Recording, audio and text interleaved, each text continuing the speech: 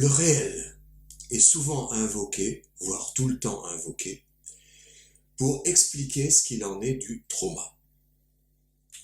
Le trauma, c'est-à-dire quelque chose qui reste après un incident, un accident, une agression, un attentat, et qui empoisonne la vie des gens. Ils disent, voilà, c'est le réel. Et qu'est-ce qu'ils veulent dire par là? Eh bien, la plupart du temps, ils empruntent la notion diffusée par Lacan, au sens de ce qui n'est pas symbolisé. Ce qui leur est tombé dessus de manière totalement inattendue, ça n'a pas été symbolisé. Ça reste dans la mémoire à l'état de réel et non pas de symbole. C'est ce qu'ils disent. Ben, c'est ce qu'ils disent, c'est ce que je réinterprète en fonction de Lacan, puisque la notion de Lacan est devenue une notoriété publique. Maintenant, tout le monde invoque le réel à tout bout de champ. Est-ce justifié? Telle est la question que je compte traiter aujourd'hui. Et comme d'habitude, je vais la traiter avec mon expérience, parce que je ne peux pas parler à la place des autres. Les gens qui ont subi une agression, un attentat, etc., ils en parlent. J'ai restitué un petit peu ce qui se dit d'une manière générale, mais ça reste ce qui se dit d'une manière générale, ce que j'ai repris, ce que j'ai cru comprendre, etc. Soit dit en passant, il se réfère à une des définitions de Lacan, parce qu'il y en a plusieurs, dont le réel est ce qui revient toujours à la même place.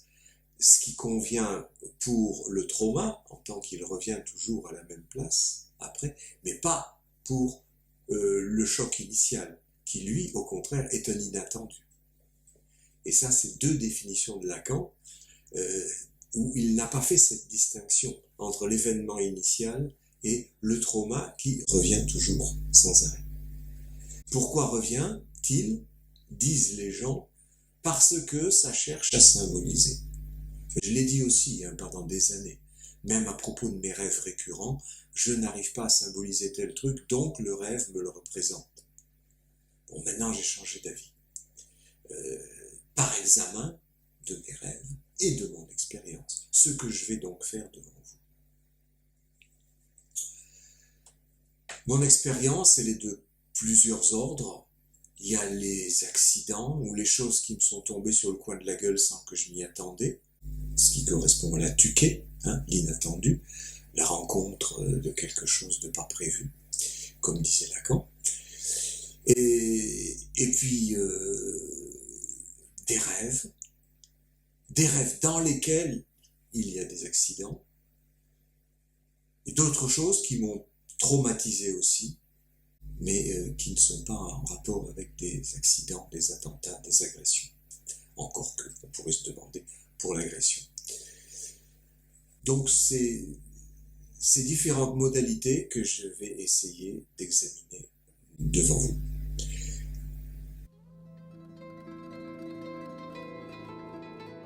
Pour commencer, les accidents.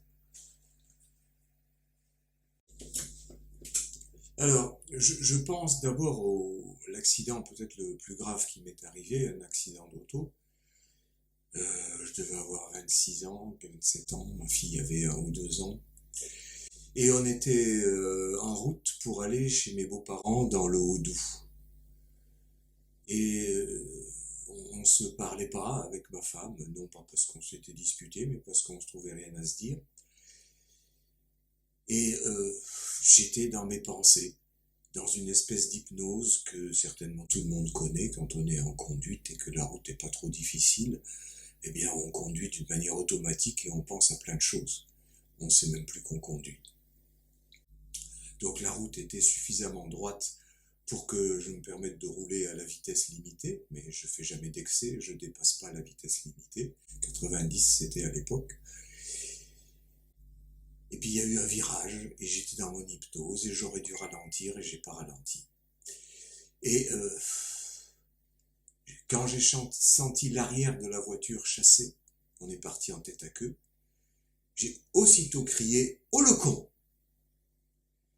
Et la voiture est partie en marche arrière dans le fossé, qui n'était heureusement pas vertigineux, mais une pelouse inclinée en quelque sorte, avec des arbres, et la voiture est allée s'encastrer par le milieu, et non pas de front, dans un arbre. Bon. Ça nous a permis d'en sortir tout à fait indemne. Mais qu'est-ce qui s'est passé à ce moment-là? Est-ce que ça a fait trauma pour moi?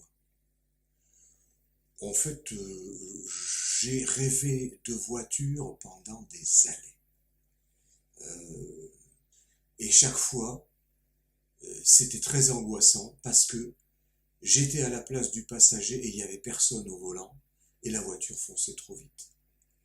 Ou j'étais au volant, je fonçais trop vite, mais je n'arrivais pas à freiner. J'étais comme paralysé. Ou un tas de variantes autour.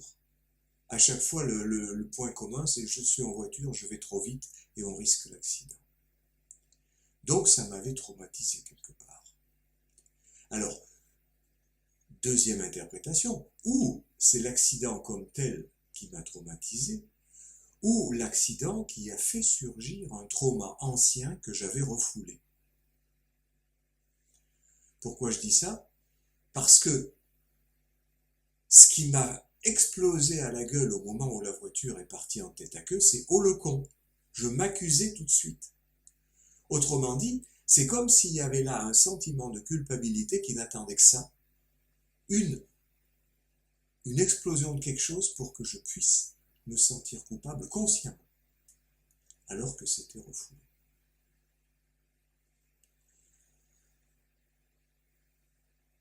Est-ce que je me serais senti coupable d'un réel? Peut-on se sentir coupable du réel? Mais c'est là où il y a eu un déplacement opéré par Lacan, et les gens suivent, c'est que le réel est angoissant. Dans mes rêves, j'y reviendrai tout à l'heure, je n'ai jamais trouvé le réel comme angoissant quand je trouve du réel, c'est-à-dire quelque chose de non symbolisé. Et là, ce qui se passe lors de mon accident, c'est le surgissement de mon sentiment de culpabilité. Qu'avais-je donc fait pour que ça ressurgisse à ce moment-là? Et dans ce cas-là, ce n'est pas un réel, c'est quelque chose qui est parfaitement symbolisé, parce que la culpabilité suppose une faute. Une faute suppose un manque. J'ai manqué à mes devoirs, j'ai manqué de respect, j'ai manqué je ne sais pas de quoi, mais il y a un manque. Et je m'accuse de ce manque.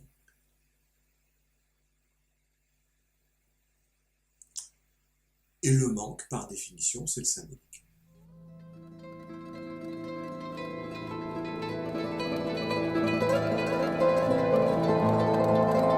C'est le fort loin d'après. L'enfant jette au loin un objet pour ne plus le voir, mais ce qui reste dans sa mémoire, c'est une représentation. Alors, je jette au loin un objet, là j'ai jeté ma voiture, avec tout son contenu, moi, ma femme, ma fille. Était-ce pour ne plus le voir, et pour en avoir une représentation? Parce que pour moi, c'était du réel.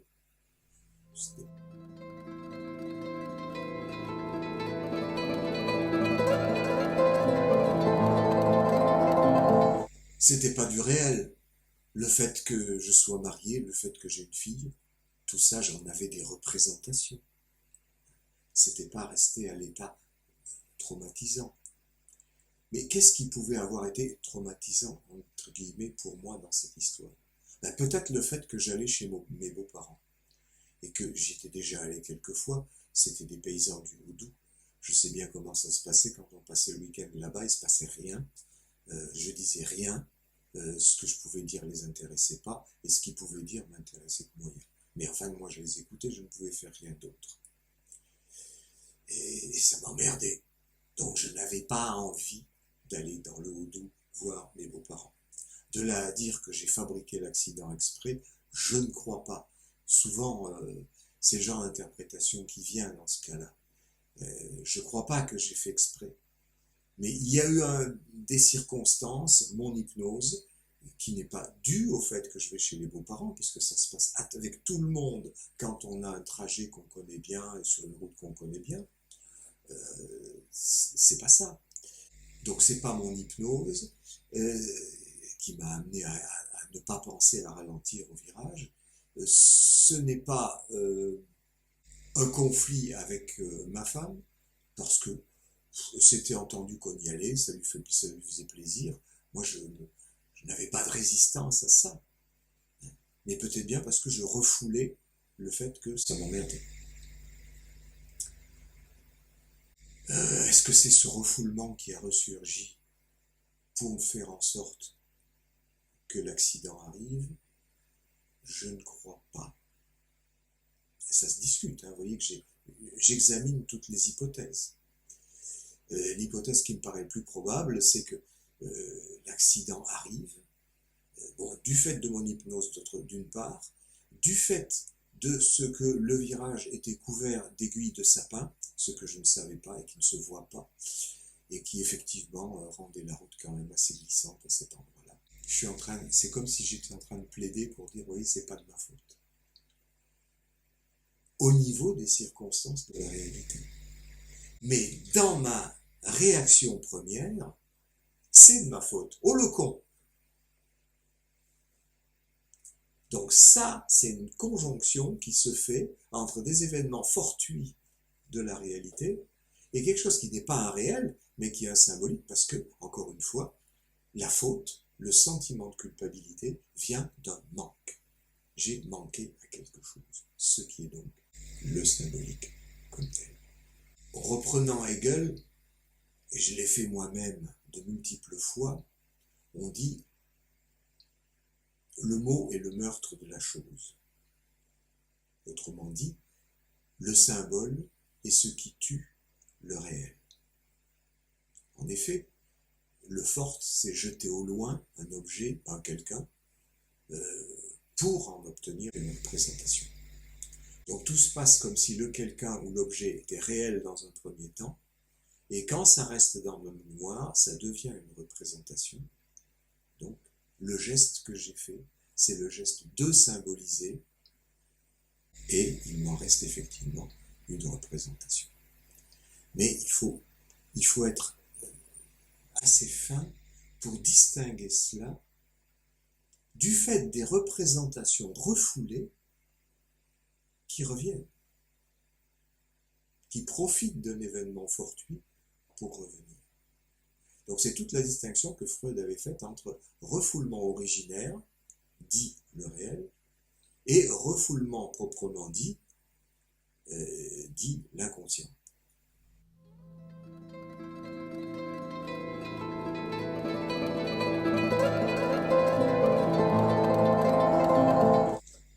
Pas l'inconscient réel, comme dit Colette Solaire, ce qui me semble une aberration. Le réel, ça serait ces sensations, non pas sentiments, mais sensations, qui viennent de la réalité, via nos organes des sens, et qui restent inscrits dans la mémoire avant d'être transformés en mots et en images.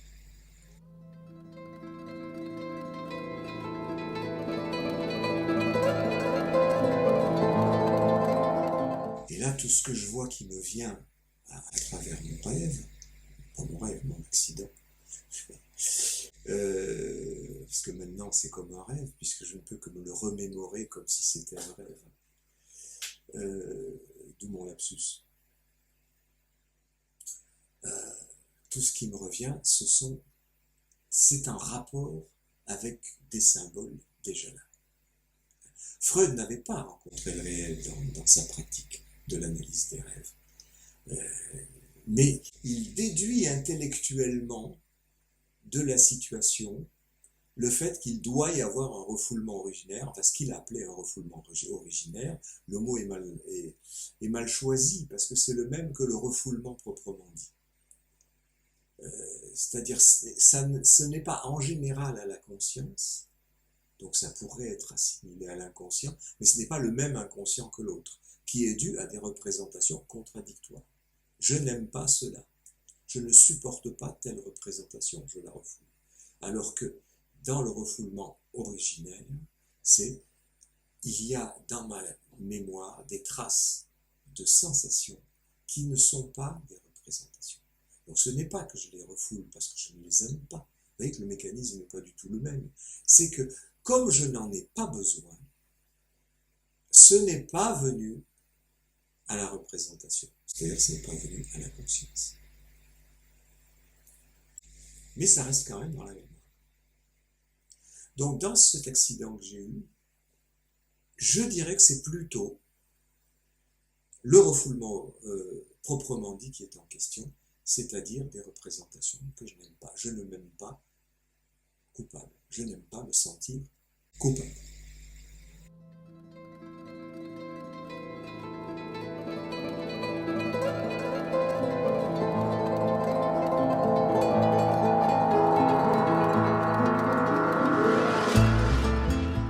Un autre accident qui m'est arrivé. Je rentrais d'avoir fait une formation en Haute-Saône pour des jeunes chômeurs. C'est tout ce que j'avais trouvé à l'époque comme travail. C'était un travail à temps très partiel. Et ça ne me plaisait pas des masses, mais bon. Je rentrais chez moi de nuit. J'étais sur une route droite. Comme dans le cas précédent, je roulais à 90, la vitesse autorisée. Et je vois des phares qui viennent en face de moi. Normal, sur une route droite, on voit des phares en face. Je passe en code, normal. Et puis en m'approchant, tout d'un coup, je vois sur ma gauche d'autres phares qui arrivent. Et je m'aperçois alors que ma route, la route nationale, la grande route large, etc., elle fait un coude à gauche. C'est de là que viennent les phares sur ma gauche. Les phares en face, je m'en aperçois comme ça au dernier moment, viennent d'une petite route qui continue ma route dans son prolongement, une petite route sur laquelle arrive une auto et il n'y a pas la place de se croiser. Comme je m'en aperçois trop tard, il est impossible de prendre un virage aussi serré à gauche à la vitesse où je roulais. Là aussi, il aurait fallu ralentir. Je ne pouvais pas puisque je ne savais pas, je croyais que la route était droite. Tous les éléments étaient là pour me montrer que la route était droite. Donc j'ai fait un compromis. Je ne suis pas rentré dans la voiture en face, parce que sinon ça aurait été le cas. Je n'ai pas pris le virage, je suis passé dans le terre-plein au milieu. J'ai flippé un peu quand j'ai vu arriver les panneaux d'indicateurs de route. Et paf, à ma grande surprise, je les ai dégommés comme de rien. Ils étaient en plastique, alors qu'autrefois ils étaient en métal, me semble-t-il. Je suis allé vérifier après quand je me suis arrêté et j'avais seulement quelques dégâts dans la calandre et c'est tout. Et après, quand je racontais l'histoire, comme je viens de vous le faire, je prenais bien soin d'indiquer toutes ces circonstances qui faisaient que je n'étais pas coupable. Et donc, ça signifie que le sentiment de culpabilité est toujours là dans le fond et qu'il n'attend qu'un moment pour ressurgir, faire apparition. Sentiment de culpabilité, encore une fois, il y a une faute, il y a un manque, c'est donc du symbolique, pas le réel. Vous me direz, les gens qui ont été victimes d'une agression, d'un tremblement de terre, d'une inondation, d'un incendie, d'un accident autrement plus grave, c'est peut-être autre chose. Ben, j'en sais rien, hein. Ça m'est pas arrivé. Le jour où ça arrivera, je vous ferai une vidéo là-dessus, même de mon lit d'hôpital si nécessaire. Au fait, je suis passé dans des lits d'hôpitaux et j'y ai absolument jamais éprouvé la moindre angoisse. Même avant de passer sur la table d'opération quand on m'a enlevé un rein, en 2018, à la limite, je trouvais ça marrant. Je n'arrêtais pas de plaisanter avec les chirurgiens au moment où on était en train de me brancher de partout. J'expliquais que mon métier c'était les rêves et qu'ils allaient m'envoyer au pays des rêves et que donc c'était très bien. Bon, genre, oui. Donc là, pas de réel non plus. Pas de trauma de ce côté-là. Pour moi, dans un hôpital, tout est sécurisé, tout va bien, il n'y a pas de raison de se faire du souci. Et j'allais dire du réel. Comme si j'avais admis moi aussi que le réel, c'est angoissant. Parce que s'il y a eu ce déplacement théorique de la part de Lacan, ce qui est angoissant, ce n'est pas quelque chose qui est lié au sentiment de culpabilité, c'est le réel comme tel. moi je trouve que c'est un détournement. Hein. Mais bon, je comprends qu'il y ait des gens qui pensent ça comme ça, parce que c'est plus facile au fond, et moins culpabilisant de penser qu'il s'agit du réel que d'admettre qu'un sentiment de culpabilité pourrait réapparaître chaque fois que quelque chose ne va pas. Et que donc le véritable trauma, je commence à le dessiner là, le véritable trauma, c'est le sentiment de culpabilité, au fond, et non pas l'incident réel qui arrive. Alors ça, c'est pour les accidents. Je pourrais en examiner d'autres, parce que je n'ai pas eu que ces deux-là. Juste comme ça pour mémoire, parce que ça me revient là, même quand je fais des éraflures de rien, sur une bordure de trottoir avec ma voiture ou un truc comme ça, tout de suite je me sens coupable. Même si je ne l'ai pas vu parce que le trottoir était trop bas et en même temps trop haut pour ma carrosserie, et je ne suis pas coupable du tout. Il y a des circonstances qui font que, bon voilà, ça. Et néanmoins, je me dis, j'aurais dû faire plus attention, j'aurais dû regarder mieux, je me sens coupable. C'est vraiment comme une toile de fond de ma psyché.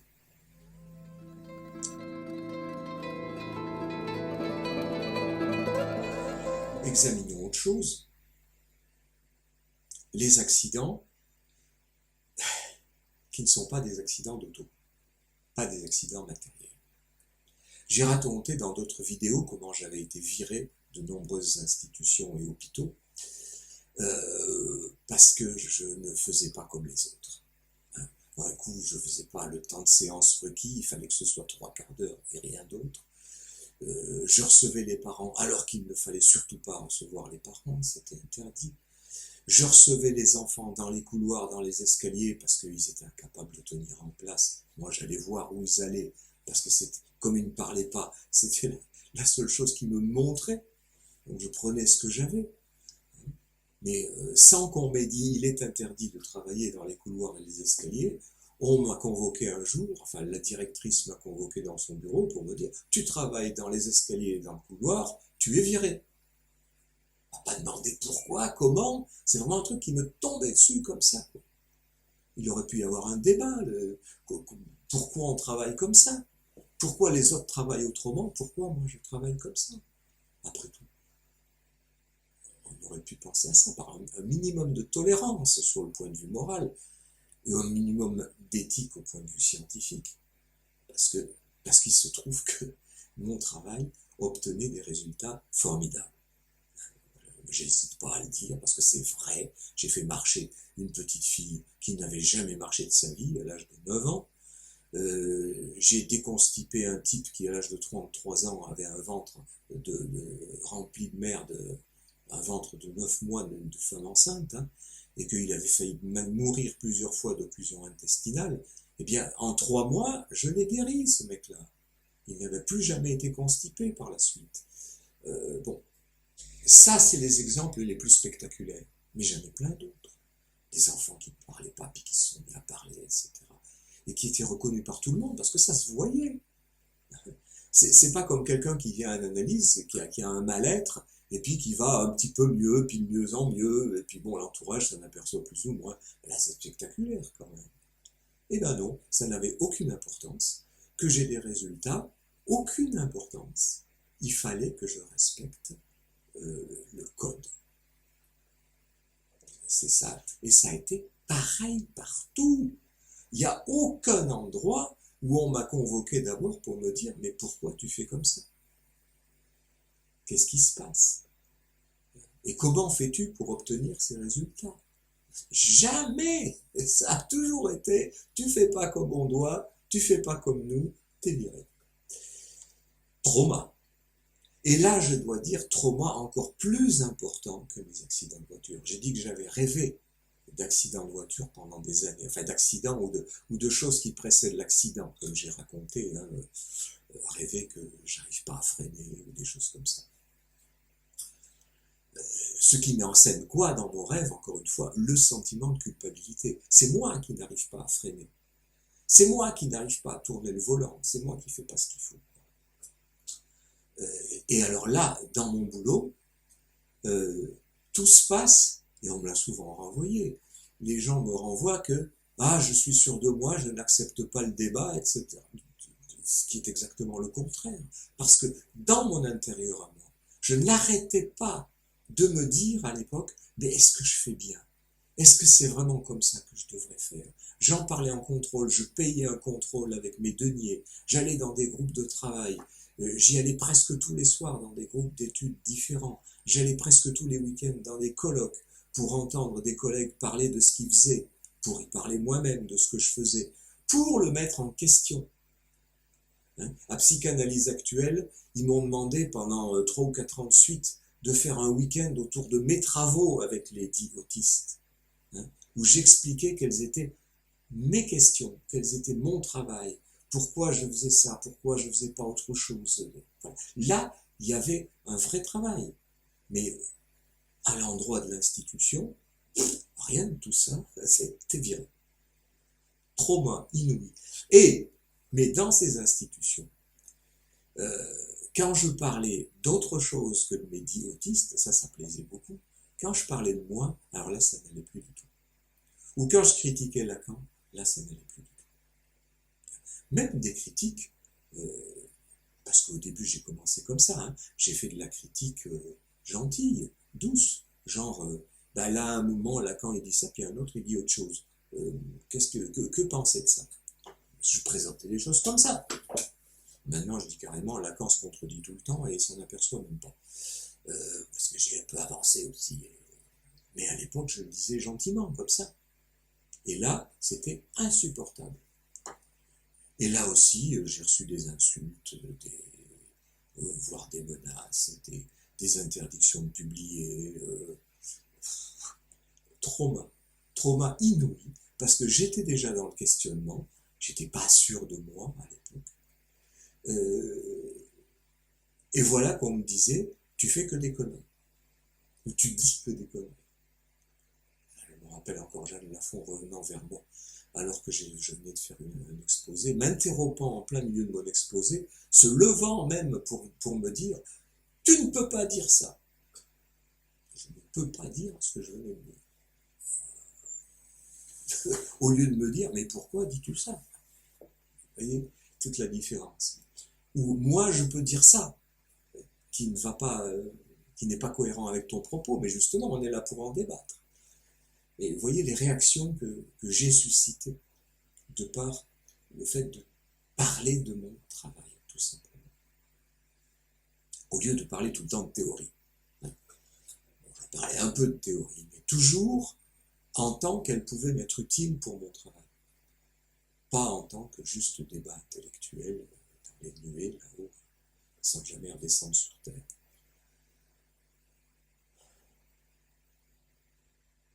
Donc ça, j'en ai rêvé des tas de fois.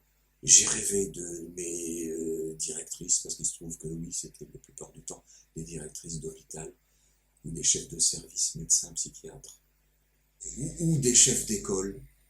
J'ai rêvé très souvent de René Lève, qui était le chef de l'école Dimension de la psychanalyse, à laquelle j'ai appartenu 10 ans.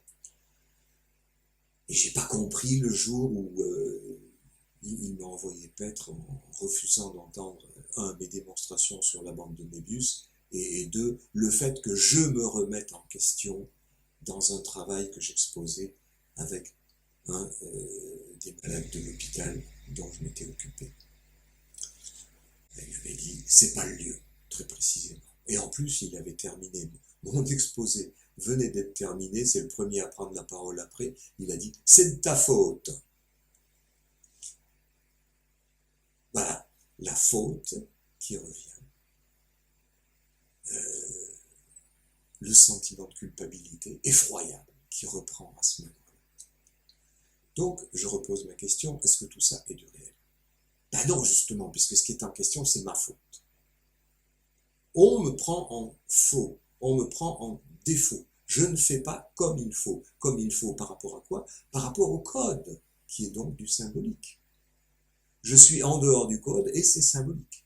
Il y a une place, quelque chose est en dehors de cette place, c'est symbolique.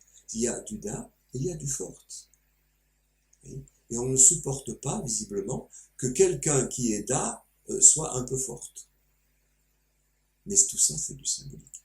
Ça revient tout le temps dans mes rêves, parce que ça renvoie à mon sentiment de culpabilité extrêmement désagréable, non pas pour le symboliser, parce que ça serait du réel, mais parce que je ne cesse pas d'essayer de le refouler, parce que c'est extrêmement désagréable.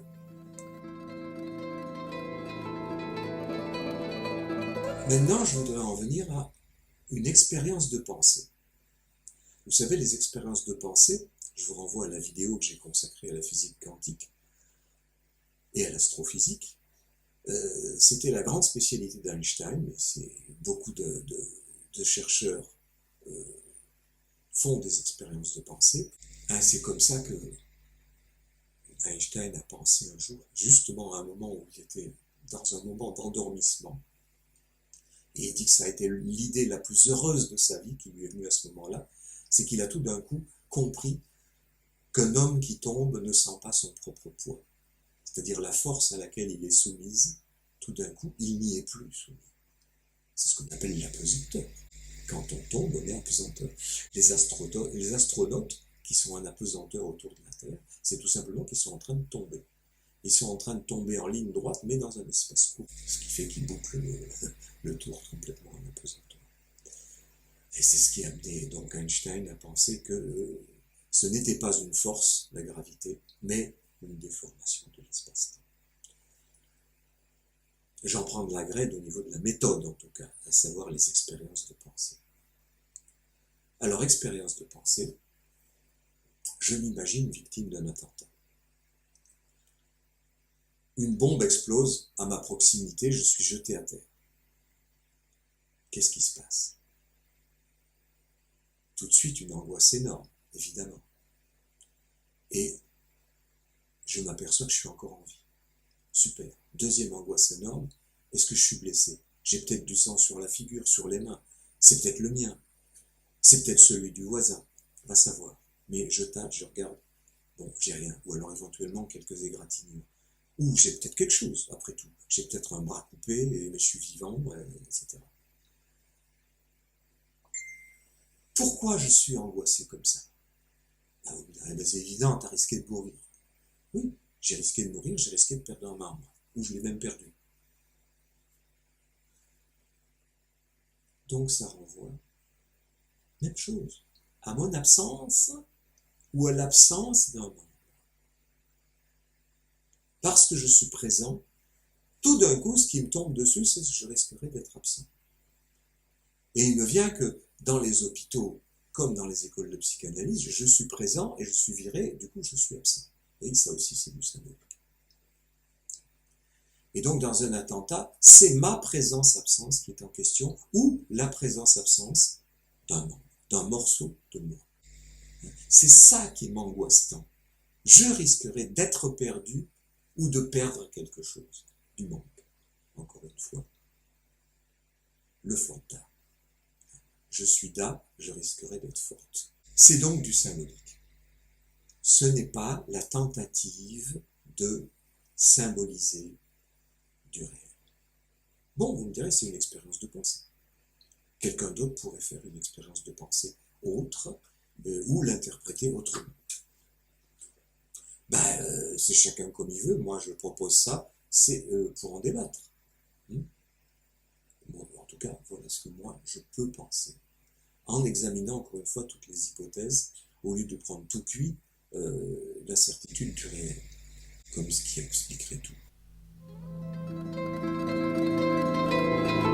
Alors, quatrième étape, les rêves.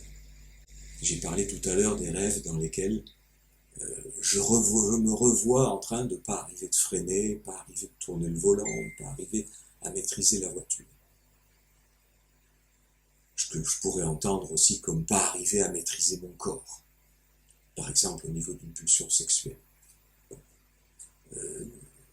Évidemment, je ne saute pas sur les femmes. C'est pas mon truc. Mais j'en ai envie. Il y a là une pulsion que je réfrène. Bon. À la limite, ça pourrait s'entendre ainsi, la voiture qui va toute seule.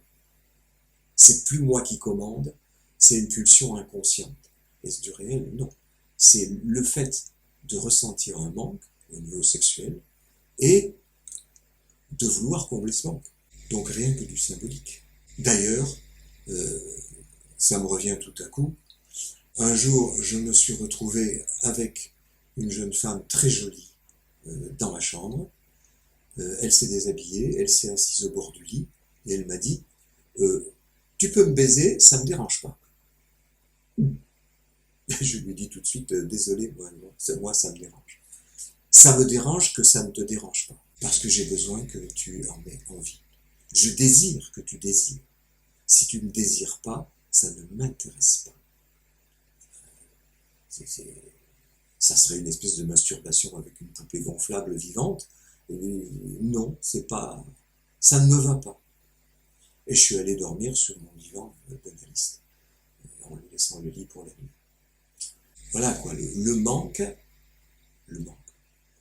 d'une fille, par exemple, pour faire l'amour, a ses limites. J'ai besoin qu'en face réponde aussi à un manque dans lequel ça serait moi l'objet qui pourrait combler le manque.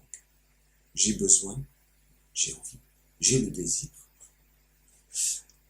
que ça se passe comme ça. Sinon, ça ne peut pas fonctionner pour moi. Le désir du désir de l'autre. Ça ne m'empêche pas de désirer comme tout, même quand le désir de l'autre n'est pas là. Et dans ces cas-là, il s'arrête là. Voilà. Donc tout ça, c'est dans la mesure où ça met en jeu du manque, ça ne met en jeu que du symbolique. À une époque, j'ai pu dire que l'absence de zizi chez les femmes pouvait être compris comme quelque chose que je ne comprends pas. C'est-à-dire du réel, quelque chose que je n'arrive pas à saisir. Mes organes des sens saisissent, mais je ne saisis pas. Et ça, je pense que c'est la pensée de Lacan et des milliers et des centaines de milliers de lacaniens qui le suivent. J'ai été comme ça. Maintenant, je ne pense pas du tout comme ça. Je pense, parce que ce sont mes rêves qui me l'ont dit, pas parce que ça me tombe dessus comme ça, je pense qu'il s'agit de la castration. Et c'est l'angoisse de castration dont il est question. Où le désir, c'est le désir de suturer la castration. De me prouver que j'ai un zizi. Et si la personne en face ne désire pas mon zizi, ça ne me prouve rien du tout. Donc ça ne marche pas. C'est même pas de l'éthique. C'est même pas de la morale. C'est juste que ça ne peut pas marcher. C'est tout. Ça ne me prouve pas que j'ai un zizi. Ça ne me prouve pas que j'ai un zizi. Voilà. Et je préfère dire zizi que phallus, etc.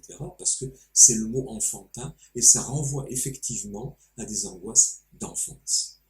Quand j'ai découvert la différence des sexes, je me suis aperçu qu'il y avait un manque à cet endroit-là. Donc pas un réel. Un réel, c'est quelque chose. Là, c'est rien. Et on ne peut avoir la notion de rien que parce qu'on a la notion de quelque chose qui pourrait être à la place de ce manque. C'est ce que je dis depuis le début, le symbolique comme une boîte vide avec on peut mettre dedans quelque chose ou pas. Donc en l'occurrence, la différence des sexes, c'est ça. Il y a ou il n'y a pas. Forte, da. Ou plus exactement, da, forte, da. Il y a, forte, il n'y a pas. Donc peut-être bien que la source véritable du trauma serait là, dans la castration, dans l'angoisse de castration, pas du tout dans le réel et dans l'insymbolisable, mais dans le symbolique comme tel justement. C'est le symbolique qui est angoissant, pas le réel. Parce que le symbolique fait percevoir le manque. Enfin, c'est le manque comme tel. Donc rêve. Je rêve que je suis dans une ville chinoise avec un groupe de touristes. Nous visitons, il y a énormément de monde, il y a un trafic incroyable dans la rue, et je suis avec mon ex-épouse. Et voilà qu'elle se met à courir. On court ensemble pendant un moment, c'est comme un jeu, on rigole. Et puis elle court plus vite que moi, elle va plus loin, je lui dis attention, ne t'éloigne pas trop du groupe, on ne saura pas se retrouver. Et néanmoins, elle continue, elle se perd dans la foule. Et elle se perd. On retrouve la notion de perte, de manque. Et en effet, c'est mon ex-épouse, donc je l'ai perdue. Je l'ai perdue à une époque. Pourquoi je l'ai perdue? Parce que je l'ai trompée. Pourquoi je l'ai trompée? Parce qu'il y a une jeune femme très jolie qui était une de mes amies, une de nos amies, est venue me chercher un soir comme ça, ma femme travaillait à l'hôpital, pour me dire, écoute, on pourrait se faire beaucoup de bien tous les deux. Un homme s'est habitué à prendre des vestes. Il tente, il propose, et puis on lui dit oui ou on lui dit non. Donc il y a souvent beaucoup de non. Voilà. Et c'est un trauma. C'est un trauma, selon les personnes, ça passe bien ou ça passe pas du tout. Il y a toutes les nuances entre les deux. Mais ça passe jamais comme ça, comme de rien. Parce que la proposition de l'homme vient, ça pourrait se traduire par est-ce que tu veux m'aider à me prouver que j'ai un zizi et qui marche bien? Et qui marche bien, ça veut dire y compris qui peut te faire jouir. Ou pour certains hommes, et qui peut te donner un enfant. Là, il y a toutes les nuances, toutes les variantes possibles. Hein. Et la réponse, c'est oui ou non. Et dans ces cas-là, c'est une castration, quand c'est non. Parce que je ne pourrais pas me prouver que j'ai un zizi, ni en faisant jouir quelqu'un, ni en jouissant moi-même, ni en faisant un enfant. Voilà ce que je viens de remettre en rêve. Et je suis coupable, puisque j'ai trompé ma femme. Je l'ai trompée parce que je ne pouvais pas résister. Je vous parlais de la pulsion sexuelle à laquelle on ne peut pas résister. Quand on a pris l'habitude de prendre des vestes, c'est-à-dire des angoisses de castration à répétition, eh bien, le jour où c'est une femme qui propose, oh pour, bah oui, c'est pas possible de dire non. Enfin, pour moi, c'était pas possible de dire non. Marié, pas marié. Et en plus, ça se passait bien avec ma femme. On n'avait pas de dispute. On venait d'avoir un enfant. C'était pas la question. C'est pas la question que je l'aimais plus. Je l'aimais toujours. Je la désirais toujours. Mais ça, c'était une preuve de ce que j'avais insisté. Et je crois que les femmes, de leur côté, quand elles disent oui, c'est qu'elles pensent que cet homme-là va leur apporter le zizi qui leur manque. Soit sous forme d'un zizi qui est là à la maison, un zizi qui lui leur rentre dans le vagin et qui par moment peut donner l'illusion qu'on en a un, ou qui va leur donner un enfant, quelque chose, qui est substitut de zizi. Donc on court tous après la même chose, simplement il y a des modalités différentes. Donc voilà, dans mon rêve, je viens de perdre mon ex-épouse. Et juste à ce moment-là, qu'est-ce qui se passe dans la foule? Alors la foule, je vous l'ai décrite tout à l'heure, mais je vous l'ai décrite en tant qu'elle est indescriptible. C'est-à-dire que je suis incapable de vous décrire les gens qui sont là. C'est une foule. Je ne sais même pas si c'est des noirs, des blancs, des jaunes, quel visage, des hommes, des femmes. C'est une foule. C'est ça que j'appelle le réel. Hein, parce que ces gens-là me sont indifférents. Hein. Ce qui fait le symbolique, c'est qu'une personne cesse de m'être indifférente. Et si elle cesse de m'être indifférente, c'est que j'aurais peur de la perdre. Elle pourrait tomber dans le trou. Elle peut faire manque, comme mon épouse qui vient de disparaître, dans la foule.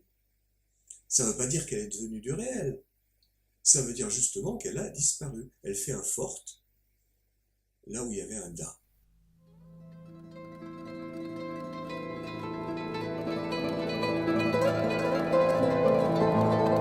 Mais c'est moi qui le fais effectivement, puisque c'est moi le metteur en scène du rêve. Donc je joue à la bobine exactement comme le petit-fils de Freud. Donc, au moment où elle disparaît, voilà que se passe un accident de tramway.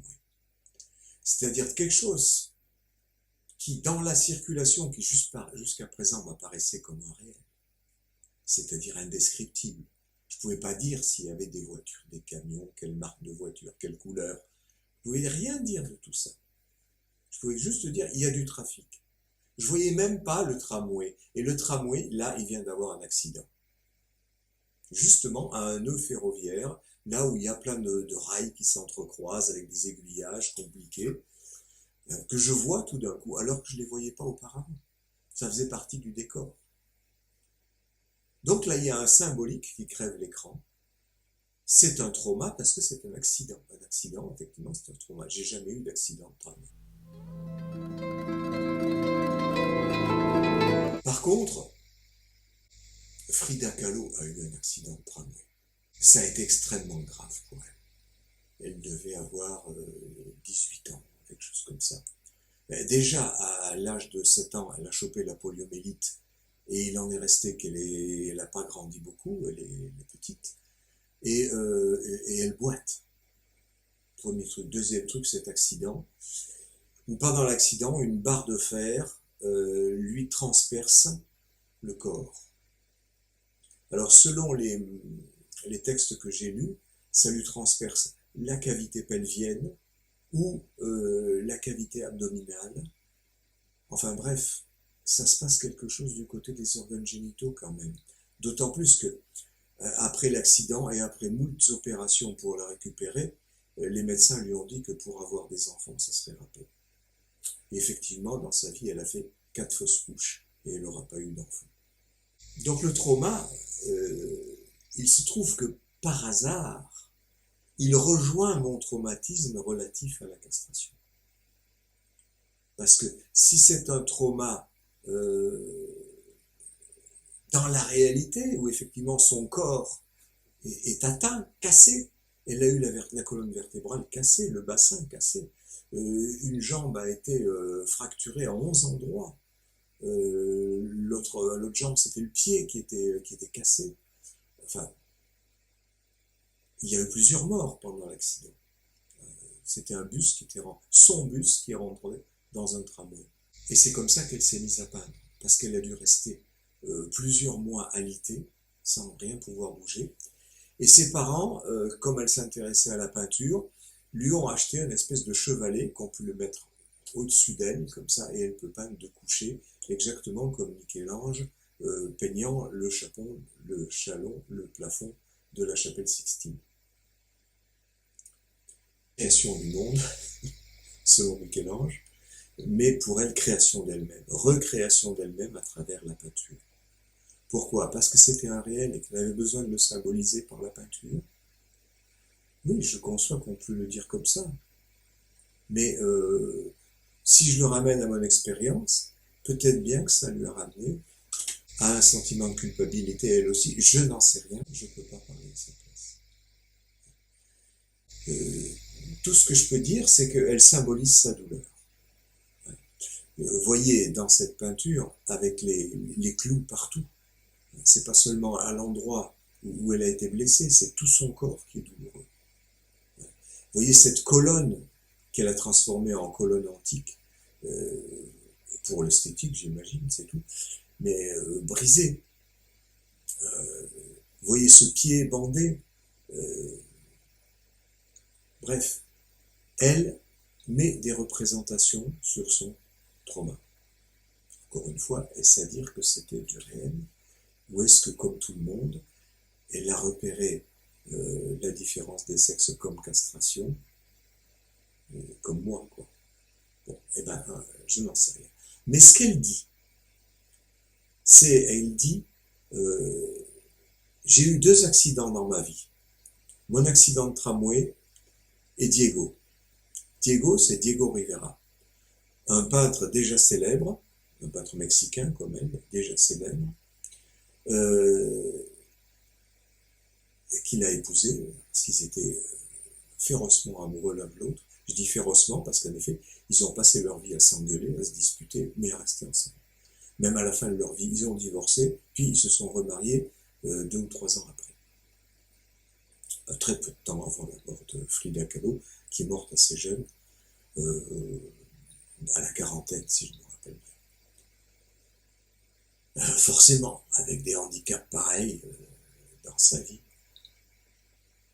Mais elle a dit, Les deux accidents, c'est mon accident de tramway et Diego. Et des deux accidents, dit-elle, le plus grave, c'était Diego. Et vous voyez dans cette peinture où effectivement, il y a une barre qui lui transperce le corps et qui lui fait perdre un organe, mais c'est le cœur. Alors moi, je le ramène avec mes plaquages fantasmatiques à la castration, où elle fait comme toutes les femmes. J'exagère, ok, je généralise, ok, on n'est pas obligé de se reconnaître dans ce que je dis juste ce que je pense. Elle a transformé le sexe, le phallus, en cœur. C'est-à-dire que le désir de faire l'amour pour une femme passe d'abord par le désir d'être aimé, par le désir d'amour. Et pour un homme, c'est le désir d'être désiré pour son zizi. C'est un désir de sexe, avant tout. Et l'amour peut venir ensuite. Et pour une femme, le sexe peut venir ensuite. Ce qui fait qu'on arrive parfois à se rencontrer, mais souvent ça ne se rencontre pas parce que c'est en décalage.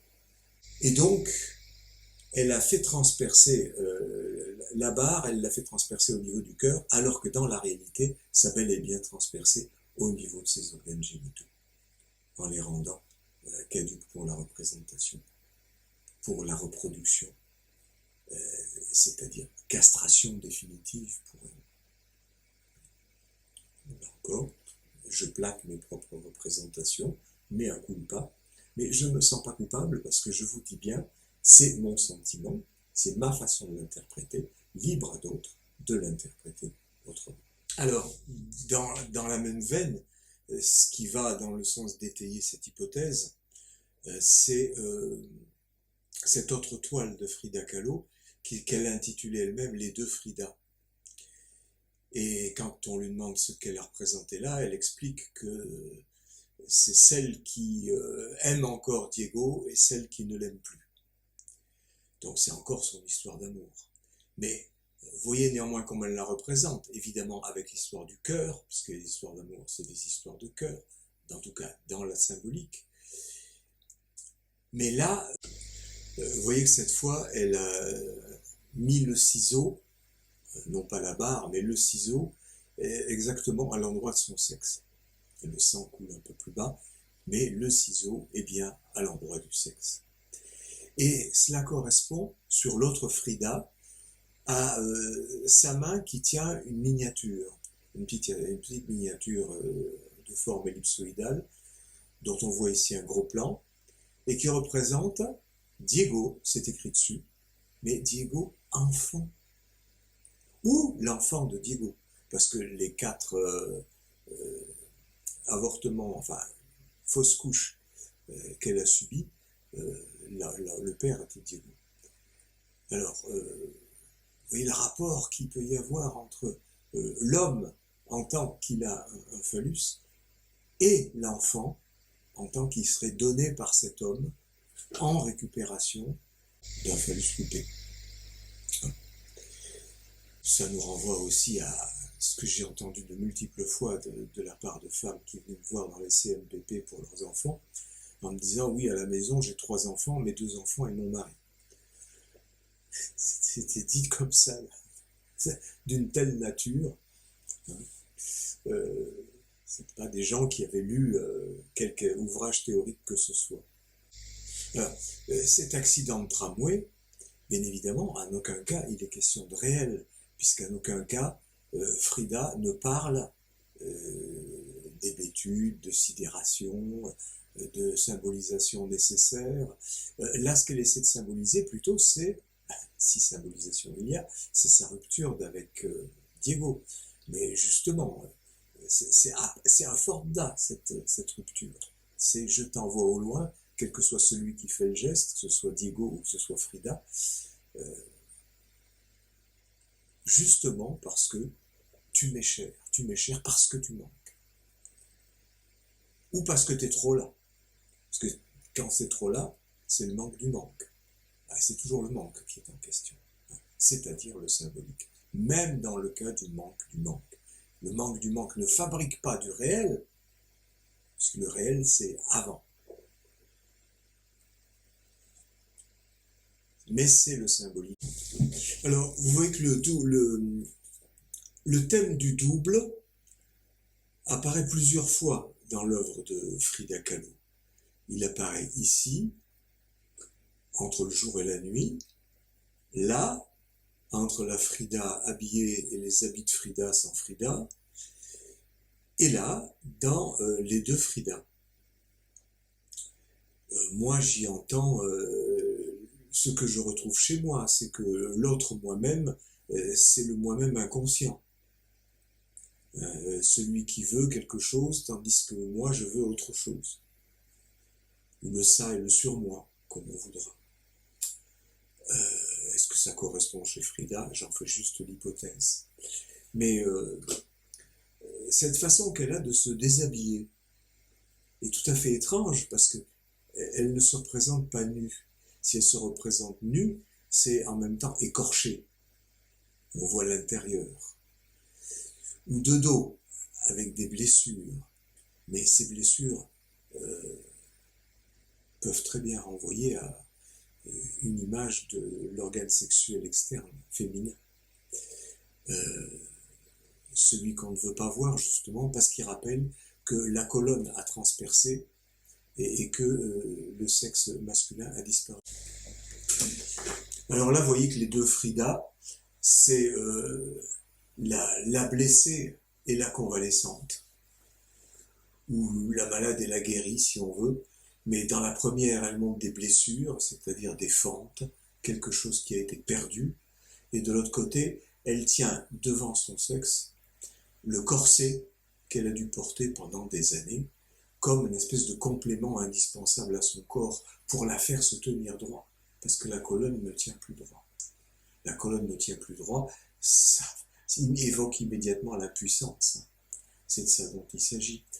Et alors, l'impuissance en question, donc la castration en question, on la voit aussi dans cet autre autoportrait, où cette fois, elle s'autorise à se représenter nue avec tout ce qui lui manque. Et si on fait le tour de tout ce qui lui manque, vous voyez qu'il y a la figure centrale de l'enfant, qui correspond à ses fausses couches assimilées ici à son accident, qui bien sûr a endommagé son appareil sexuel. Et à côté, nous avons un escargot. Belle représentation à peine voilée d'un phallus. Et là, l'équivalent enfant-phallus est parfaitement représenté. Pour quelqu'un qui n'a jamais lu Freud, enfin qui s'est jamais intéressé à la psychanalyse, elle s'est intéressée au marxisme. Elle a eu une relation avec Trotsky. Trotsky a été hébergé par le couple Diego-Frida pendant quelques années, une fois qu'il a été obligé de s'exiler de l'Union soviétique. Donc le marxisme, oui, le freudisme, non, c'est en dehors de son histoire. Et le surréalisme aussi est en dehors de son histoire, parce que le Breton, qui était fasciné par elle et par son travail, et qu'il avait rencontré, en avait fait une surréaliste. Mais elle proteste en disant « Je n'ai jamais peint de rêve », comme si le surréalisme, c'était peindre des rêves. Mais c'est ce qu'ont fait effectivement certains surréalistes, mais d'autres, comme Magritte, se défendaient complètement d'avoir le moindre rapport avec l'inconscient. Eux, ils faisaient des trucs qu'ils voulaient absurdes. Ils voulaient sortir du cadre, briser les règles. Et c'est un peu l'idée de Frida, qui voulait sortir de la société capitaliste. Elle était communiste, inscrite au Parti communiste mexicain. Et elle détestait l'Amérique. Comme en témoigne ce tableau, où on voit encore un double, parce qu'elle a vécu aux États-Unis aussi avec Diego, d'un côté l'Amérique industrielle, de l'autre le Mexique, qui a une base historique, les monuments mayas, la nature, et aussi cette différenciation sexuelle exprimée par des poteries antiques. Bref, c'est une autre double représentation. Mais pour revenir à cette représentation de ce qui la traumatise, c'est-à-dire ce qui s'est séparé de son corps, par quelque chose de violent, de sanglant, il y a donc l'enfant, le phallus, représenté par l'escargot, et ici, cette forme mystérieuse, rouge, dont on pourrait penser que c'est un mannequin dont on aurait coupé le haut et le bas, et il reste que le bassin. Mais en même temps, sa couleur rouge et les formes qu'elle a ajoutées, les formes noires qu'elle a dessinées dessus, pourraient laisser penser à un cœur. Donc le cœur dont on a vu dans une autre peinture qu'elle l'avait mis à la place du sexe. Et enfin, dans toujours ces ajouts, on voit deux petits ronds qui pourraient être ses ovaires, dont elle a perdu l'usage dans l'histoire, mais peut-être bien aussi des couilles, puisqu'elle a perdu l'escargot qu'on voit de l'autre côté. Quant au double par rapport à l'industrie aux États-Unis, on la voit en arrière-plan sur l'horizon. Moi, j'ai vu très souvent des usines comme ça, ou des machines, et je les avais appelées le sujet, c'est-à-dire quelque chose qui fabrique. Et nous avons là une représentation aussi de la fabrique du sujet. En même temps qu'elle fabrique des peintures, elle aurait aimé fabriquer un substitut du phallus escargot par des enfants, étant donné qu'elle a, en bas, on voit cette fleur brisée, qu'elle a représentée en bleu cette fois, mais qui est son sexe. Et ce bassin brisé, qui est un peu étonnant dans sa représentation, parce que de loin, quand on regarde comme ça un peu flou, en plissant les paupières, on pourrait presque voir une poussette d'enfant. Enfin, il y a cette étrange machine au premier plan, que je ne sais pas interpréter, mais qu'elle a dû connaître, et qui est vraisemblablement une des machines qui ont contribué à son maintien pour pallier à ses os déficients.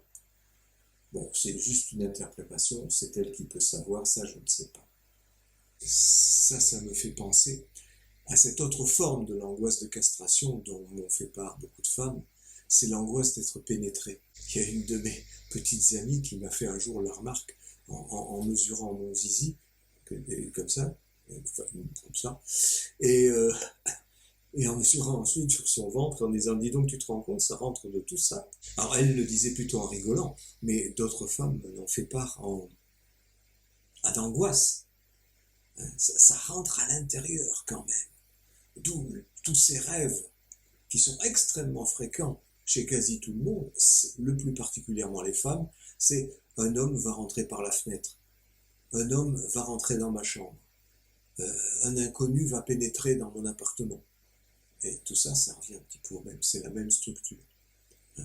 Il y a une ouverture, donc ça appelle la pénétration, mais c'est angoissant parce que là, ça sera jamais sans mon consentement. Dans ces rêves, c'est jamais avec mon consentement. Et je conçois que pour y consentir, il faut toute une démarche, dont cet amour nécessaire dont parlent les femmes, qui est moins nécessaire aux hommes parce qu'ils ont l'angoisse d'être pénétrés, eux, mais par un autre homme. Et dans ce cas-là, c'est toute l'angoisse qu'on rejette sur les homosexuels, et d'où l'insulte bien connue, l'insulte la suprême, c'est pédé.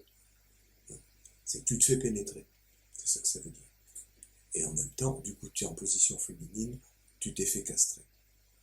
Je me suis dit que c'est dans mes rêves, j'avais repéré ça par rapport à mes frères qui m'auraient potentiellement violé. Mais c'est une angoisse qui traîne partout et qui renvoie à l'angoisse de castration, hein, c'est l'autre modalité, angoisse d'être pénétré, angoisse de castration, parce que si on est pénétré, c'est qu'on est en position féminine, donc on a été castré. Vous voyez l'enchaînement des choses. Donc il y a ce double, comme on peut dire qu'il y a ce double dans l'angoisse de castration, angoisse de pénétration, angoisse de castration, qui est bien représenté chez Frida, ici peut-être plutôt angoisse de castration, vu qu'elle montre ses blessures, et là angoisse d'être pénétrée, vu qu'elle l'a été réellement, elle, par un violeur phénoménal, puisqu'il s'agissait d'un tramway. Et puis, ces curieux vêtements qui sont sans Frida, me rappelle un dessin d'humour que j'ai vu passer sur Facebook. Malheureusement, j'ai pas eu le réflexe de le garder et je ne saurais pas le retrouver, qui montre un couple qui croise dans la rue une très jolie jeune femme habillée d'un manteau de fourrure. Et dans les bulles au-dessus de la tête, on voit au-dessus de la femme qu'elle pense au manteau de fourrure sans la femme, tandis que l'homme, dans sa bulle, il pense à la femme toute nue, sans son manteau de fourrure. Et c'est là où les rails sont parallèles, mais ne se rencontrent pas. Et donc, je me disais qu'il y avait quelque chose de ça, dans la façon qu'a Frida de se déshabiller. C'est-à-dire de montrer que la question de la castration n'est pas abordée pareil chez un homme et chez une femme. L'homme, il veut voir. Il veut voir parce que pour lutter contre l'angoisse de castration, il a transformé son angoisse en désir et en plaisir. Tandis que pour la femme, il s'agit de dissimuler que ça manque. Et donc, elle s'intéresse beaucoup plus aux vêtements, à tout ce qui peut dissimuler. Éventuellement, elle peut le changer aussi en plaisir, quand elle s'amuse à faire un striptease pour son homme, voire pour le public. Il y en a peut-être des qui font pas ça que pour l'argent. Mais c'est ça la question, c'est pourquoi le striptease existe, et pourquoi ça fait plaisir à certains, justement pour ça.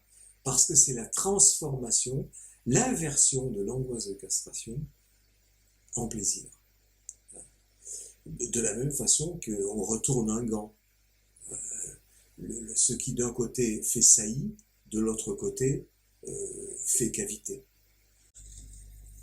Alors, vous voyez que dans cette histoire de double, ici, elle est triple. Elle est triple, mais elle est là et pas là en même temps. Nous avons une véritable représentation imaginaire, imagée, du symbolique. Parce qu'au centre, il y a le corps, mais il manque les bras, et de chaque côté, il y a un bras, mais il manque l'autre bras, et c'est pas le même. Ce qui veut bien dire qu'il y a quelque chose d'imaginaire sur la perte d'un bras, ou sur la perte du corps, ce qui renvoie à la perte d'un membre, donc à la castration. Ce qui me fait dire ça, c'est tout ce que j'ai dit auparavant, bien sûr, l'expérience de mes rêves, etc., mais aussi le fait qu'il y a d'un côté des vêtements d'adultes, de l'autre des vêtements d'enfants. Ça nous ramène au moment du premier trauma de Frida, lorsqu'elle a chopé la poliomyélite à l'âge de 7 ans. Ce qui l'a empêché de grandir, ce qui l'a amené à boiter. Premier trauma, sans aucun doute, pour un enfant, ça a dû être terrible. Mais en même temps, moi je pense que ça renvoie aussi à cet autre trauma encore plus ancien, dans l'enfance, où, découvrant la différence des sexes, eh bien, telle est là la base de tout trauma. C'est-à-dire que ça a été, comme dans mon expérience de pensée, soit j'ai perdu un membre, j'ai perdu un zizi, soit je ne l'ai pas perdu, mais j'ai senti le vent du boulet, ça a failli m'arriver, et ça peut m'arriver encore, soit je suis perdu tout entier. Je risque de disparaître. Si un bout de moi disparaît, je risque de disparaître. Da, forte, présent, absent, c'est le symbolique comme tel. Alors, puisque j'en viens à saillie et cavité, je vais poursuivre dans le récit de mon rêve, vous voyez, que j'ai interprété au fur et à mesure en vous donnant mes associations. C'est que, après l'accident de tramway, au fait, il faut que je vous dise quand même qu'à ce moment-là, le conducteur de tramway que j'ai vu descendre et s'occuper de réparer. Et c'est un Chinois habillé d'un uniforme noir et totalement impassible. Totalement impassible. Au fond, c'est une des modalités de la gestion de l'accident, c'est-à-dire de la castration. C'est-à-dire, ça me fait ni chaud ni froid. Il y a la façon de transformer l'angoisse en plaisir, puis il y a la façon... c'est pas grave, d'ailleurs, il répare, le mec. Chacun répare à sa façon. Et vous voyez qu'on va de plus en plus dans le sens de l'hypothèse accident égale castration. C'est-à-dire le vrai trauma, c'est la castration, c'est pas l'accident. L'accident ne fait que remettre en scène le trauma de la castration. Mais je poursuis le récit de mon rêve, où juste après ça, je me retrouve sur un étrange édifice de couleur beige rosé, visiblement en béton cannelé, c'est-à-dire avec des rayures, quoi, au fond comme ma tour à Paris, mais qui est grise, elle, alors que là l'immeuble est rose-beige. C'est une espèce de parallélépipède rectangle, mais au coin parfaitement arrondi. Donc pas un ballon de rugby, mais pas loin finalement. Et sans aucun orifice. Pas de porte, pas de fenêtre. Qu'est-ce que je fais sur le toit de ce machin-là? J'en sais rien, mais il y a aussi un flic chinois qui est aussi en uniforme noir, comme le conducteur de tramway, qui est aussi impassible. Mais là, il me vient tout d'un coup mon sentiment de culpabilité. Vous voyez, celui qui n'avait pas pu apparaître au niveau de l'accident de tramway, parce que je l'ai mis à l'extérieur de moi, c'est pas moi, c'est l'autre, hein, c'est dans l'environnement que ça se passe. Et ce qui me vient à l'idée, là, c'est qu'il va contrôler mon identité. Et c'est toujours une petite angoisse, là, c'est vraiment une petite angoisse, c'est pas grave. Il va contrôler mon identité. Et pourquoi c'est une petite angoisse? Ben parce que je sais que j'ai mes papiers. J'ai pas de soucis, j'ai mon passeport, j'ai le droit d'être là, je risque rien. Il peut bien contrôler tout ce qu'il veut. N'empêche que ce qu'il contrôle, en réalité, c'est mon surmoi. Hein, qui contrôle que, euh, attention, tu n'as pas transgressé un interdit. Et, et ce qui se passe, c'est que, pourquoi est-ce que je transgresserais un interdit en étant sur le sommet de cet immeuble? Et je vous ai dit qu'il était beige rosé, avec des rayures, mais sans orifice. Sans orifice, et ben c'est là où le chauffeur de tramway a réparé la castration. Il m'a fait un corps de femme, sous prétexte de corps de bâtiment, mais sans trou. Un corps de femme, sous prétexte de corps de bâtiment, mais sans trou. Ah, sans trou, mais des rayures. C'est-à-dire que la fente répétée, mais devenue innocente, peut-être même grâce à la répétition, peut-être même parce que ça ressemble à ma tour panorama, qui du coup est un gratte-ciel et ressemble à un phallus, et comme ça répare aussi. Même s'il reste la trace de la vision d'une fente. Rose beige, évidemment, c'est la couleur de la peau. Et je suis monté dessus, donc je suis en train de posséder une femme. Et même quand je fais ça, il y a toujours mon surmoi qui est en train de me surveiller pour me demander si je suis bien légitime à faire ça. Je vous renvoie à l'expérience dans ma chambre avec la jolie jeune fille que ça ne dérangeait pas. Là, je ne me sentais pas légitime du tout. Je suis légitimé par le désir de l'autre.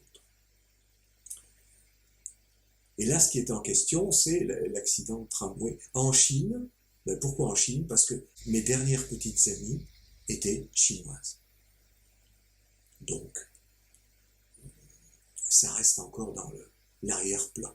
Et puis, je me dis comment je vais descendre de là, mais j'aperçois dans un coin arrondi, donc, puisque ce sont des coins arrondis, des petites excroissances colorées, comme sur un mur d'escalade. Donc non seulement j'ai supprimé les trous, mais vous voyez, je rajoute quelque chose qui dépasse, et qui permet d'éviter de se casser la gueule. Évidemment, se casser la gueule, c'est-à-dire se perdre, ou perdre quelqu'un, ou perdre un membre. On répare en rajoutant fantasmatiquement quelque chose en plus qui dépasse. Donc ça permet de descendre. Et effectivement, le monsieur policier descend par là, mais en tournant le dos à la pente. Il peut à peine mettre les talons sur ces petites excroissances. Je ne sais pas comment il se débrouille, mais il se débrouille. Et moi ensuite je le suis, mais cette fois je me dis, moi je ferai face au problème. C'est-à-dire non pas face au trou, qui est derrière, celui dans lequel je risque de tomber, mais face à ce que j'ai interprété comme étant la femme. Et si je peux faire face à une femme comme ça, de tout mon corps, c'est-à-dire comme dans un acte sexuel, je le peux grâce au phallus que j'ajoute fantasmatiquement. Ça me permet de ne pas me casser la gueule. C'est-à-dire de ne pas éprouver la castration à ce moment-là, mais du plaisir. Parce que je me prouve que j'ai un zizi dans la mesure où fantasmatiquement je l'ajoute à la femme en question. Enfin, je lui trouve quelque chose dans sa beauté de phallique. La beauté est phallique, comme je l'ai démontré dans bien d'autres vidéos. Et c'est ça qui évite l'impuissance que certains éprouvent, pas moi, mais certains, qui sans doute ne parviennent pas là à surmonter l'angoisse de castration par une réparation quelconque telle que je la produis. Et avant d'arriver en bas, je ne sais par quel miracle, je me retrouve pendu par les bras au bas de pantalon d'une combinaison de mécano qui était en train de sécher sur un fil. Et ça me permet de me rapprocher du sol. Mes pieds sont plus loin du sol, je peux sauter et j'arrive au sol sans problème. Et cette combinaison de mécano me rappelle celle que j'avais achetée avec mon épouse à l'époque. C'était avant que ma fille soit née, on était super bien ensemble. Et on avait trouvé 2 combinaisons de mécano roses, une à sa taille et une à la mienne, dans un magasin de la Grande Rue à Besançon. Et on se les était achetés et on adorait se balader avec comme ça. Ce qui montrait notre complicité, ça nous l'a montré à nous-mêmes et ça le montrait au monde entier. Ça montrait notre complicité et donc notre amour.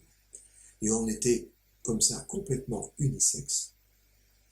C'est-à-dire il y a à la fois le rose des filles et la combinaison de mécano des mecs, mais on l'a porté tous les deux.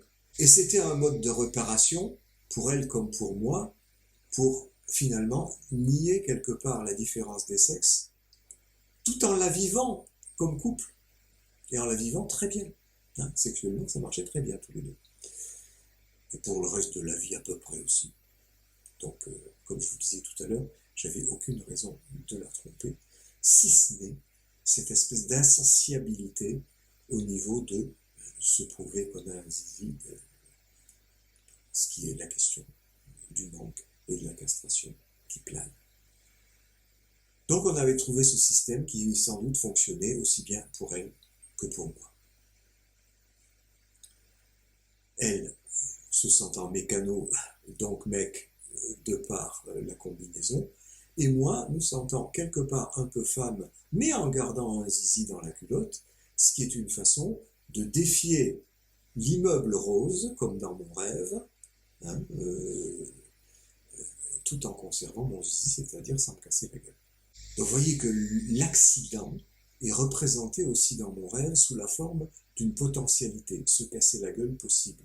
Ce qui renvoie à tous les accidents possibles que je mettais en scène, dont je vous ai parlé au début, à l'accident de tramway dont j'ai raconté dans ce rêve-là, qui tous renvoient en fait, sont des mises en scène de la castration. Un tramway, c'est aussi quelque chose, je me suis dit tout de suite au réveil, un tramway, c'est comme un train, ça peut rentrer dans un tunnel. C'est-à-dire, c'est comme une bite, ça peut rentrer dans un con. L'association vient tout de suite. C'est pour ça que les enfants adorent jouer avec des petits trains. Et moi-même, j'ai réclamé un train électrique à mes parents pendant des années. Je ne l'ai jamais obtenu, mais je pense que c'est quelque chose de ça que je voulais mettre en scène. Il y a un autre rêve dont je voulais vous parler, qui est le suivant, que j'ai fait la nuit suivante de ce rêve-là, et qui m'a permis en fait d'expliquer le précédent. Parce que dans ce rêve, je suis architecte et je suis artiste. Et j'ai construit une salle d'exposition dans laquelle j'expose mes propres œuvres. Bon, vous savez que pour les artistes, pour les architectes principalement, le must du must, c'est de construire un musée, c'est-à-dire une salle d'exposition, parce qu'ils en font une œuvre d'art. Et là, ils peuvent faire ce qu'ils veulent. Il n'y a plus aucune notion d'utilité d'habitation, il y a une notion juste de faire beau. Et recevoir des œuvres d'art éventuellement, mais c'est une œuvre d'art en soi. Et j'y expose quoi dans cette œuvre d'art, qui est une autre œuvre d'art, qui est mon œuvre d'art Princeps.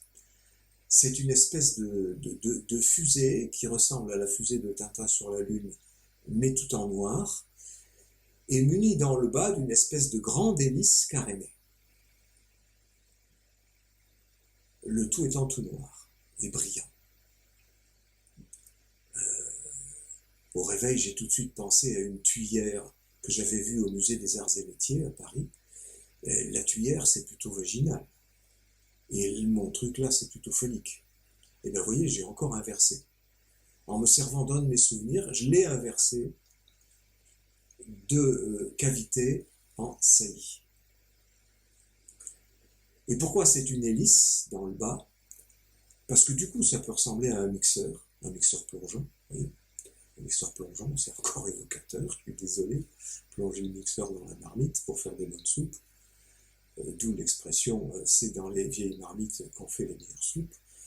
Ça se discute.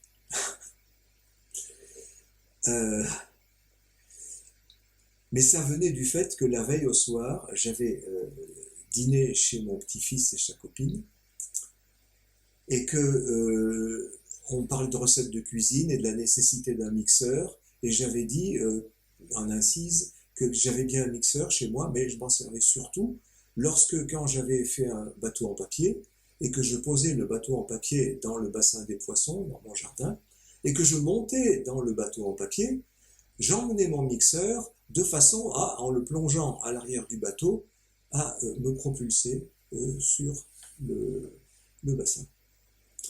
Donc vous voyez toutes les images corollaires qui toutes finalement évoquent la même chose. Mais par cette image auprès de mon petit-fils, je m'étais fait valoir comme un type qui est capable de saillie poétique, mais aussi capable donc de saillie tout court, à mes propres yeux j'entends. Puisque dans mon rêve, ça s'est transformé en ce que c'est en quelque chose de phallique. J'ai opéré la transformation. Et dans la suite de ce rêve-là, eh bien, patatras, c'est le contraire de l'autre rêve où il y a de la réparation. Là, il y a de la réparation de l'or, et puis ça retombe. Ça retombe pourquoi? Parce que dans mon rêve, je dois démissionner et je dois renoncer à cette exposition de mes œuvres, parce que j'ai eu une relation avec la femme du commanditaire, celui qui a payé pour le musée et pour mes œuvres.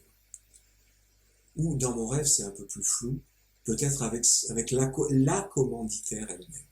Et je la vois dans mon rêve, elle ressemble à la jeune femme très jolie avec laquelle j'avais trompé ma femme 50 ans plus tôt. 40 ans, je sais plus. Ouais, 45, je vous fais une... Donc, c'est mon sentiment de culpabilité qui affleure à nouveau et qui me demande de démissionner. Effectivement, il y a eu divorce, mais divorce réclamé par ma femme, pas par moi. Moi, je voulais rester avec elle et j'étais très bien avec elle, je l'aimais.